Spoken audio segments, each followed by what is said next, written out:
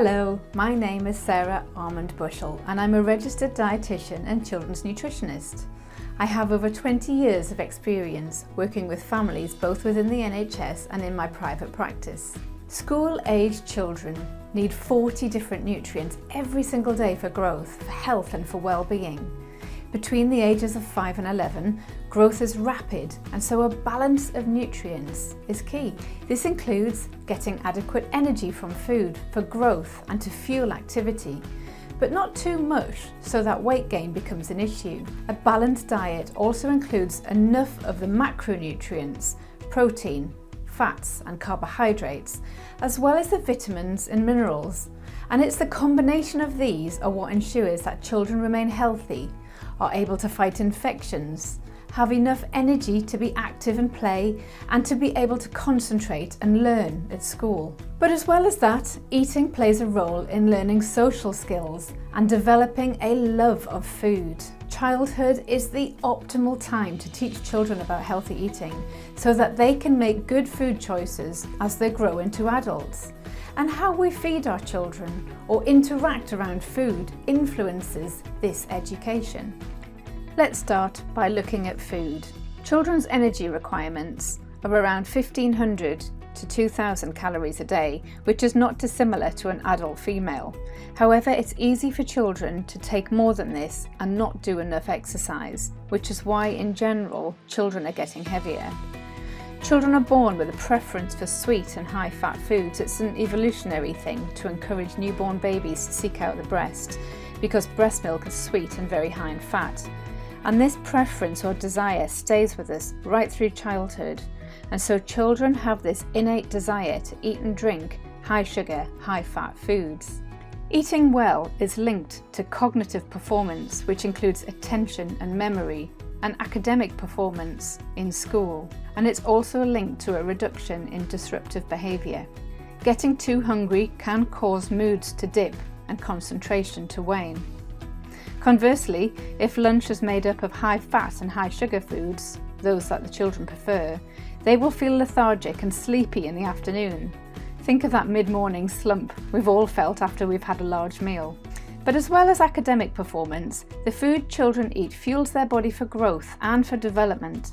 They're growing at a very rapid pace at this stage, but often children struggle to eat as their capacity for food is quite small, which is why food needs to be nutrient dense and why nutritious snacks in between meals is actually not a bad thing. We also know that children's eating and food choices are influenced by what they see other people doing.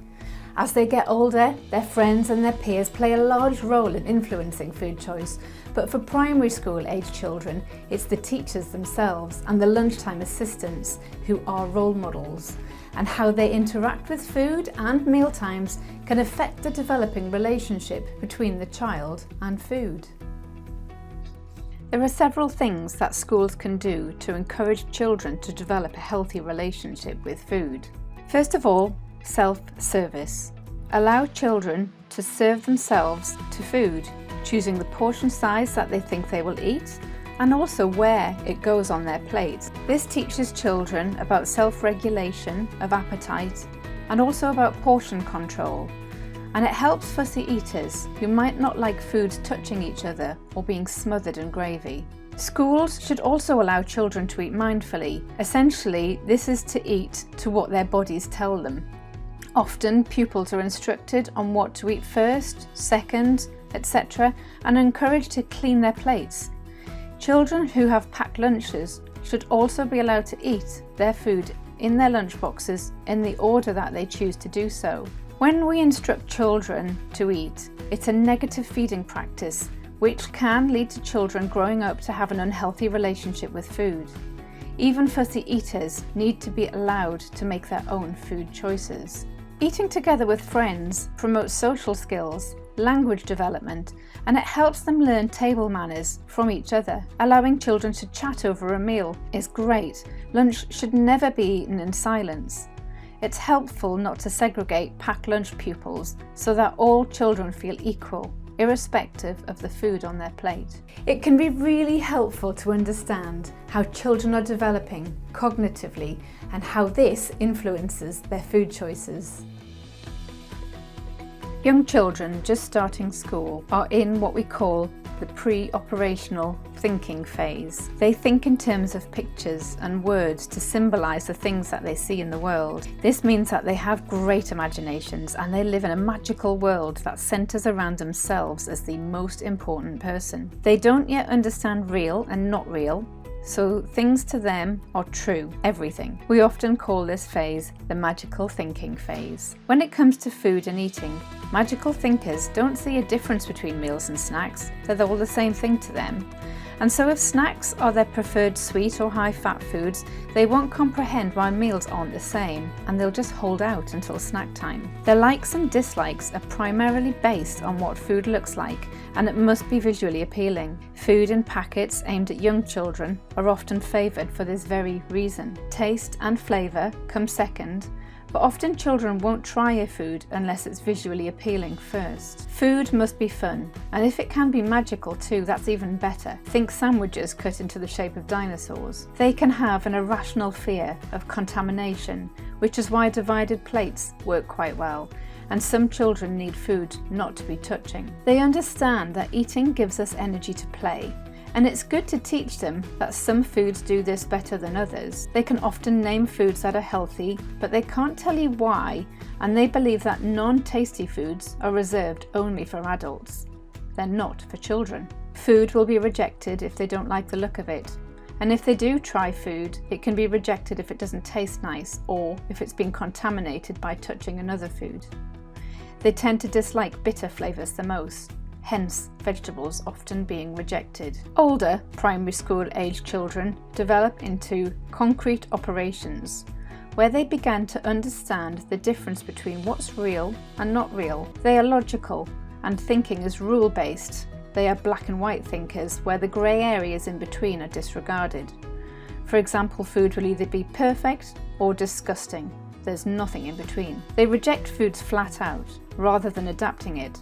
For example, if you serve pizza with onions on the top, they'll reject the whole pizza rather than picking off the onions. It's better to add the onions to the pizza sauce instead. Food decisions now are based on how it tastes rather than what it looks like. Therefore, it's really important that food smells appetizing and tastes delicious. They also choose foods they're familiar with, think pizza, and they're less likely to try something new. As an independent registered dietitian, I've been asked to review Dr. Otker's pizzas for schools. Despite pizzas having its unhealthy reputation, I can see a lot of thought has gone into making these pizzas healthier.